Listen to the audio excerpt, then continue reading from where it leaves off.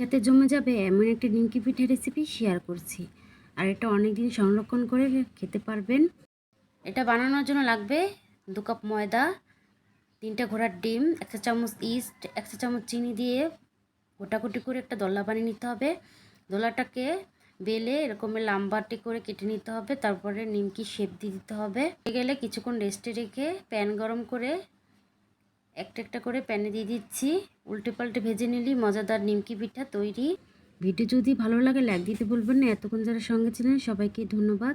চা খেতে হলে বিস্কিট টানতে দোকানে যেতে হবে না, বাসায় খুব সহজেই বানিয়ে নিতে পারবেন এই তুলতুলে অনেকটা রুটি।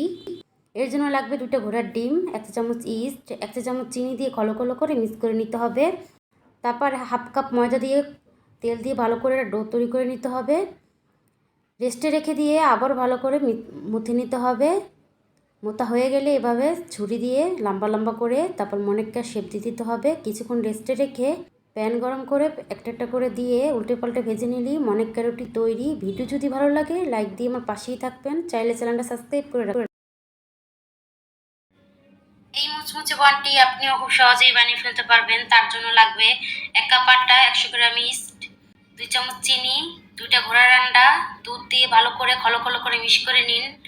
কিছুটা তাল দিয়ে ভালো করে খলো খলো করে নিয়ে একটা দলা পাকিয়ে দলাটাকে 1 বছরের জন্য রেস্টে রেখে দিন। দলাটাকে আবারও ভালো করে মধ্যে একটা সাপ বানিয়ে নিন। সাপটাকে কোথাল দিয়ে পিস পিস করে কেটে নিন। পরে 1 মাস ওভেনে রেখে দিন। ভিডিওতে একটা লাইক দিতে বলবেন না। আজকের মতো এখানে বিদায়।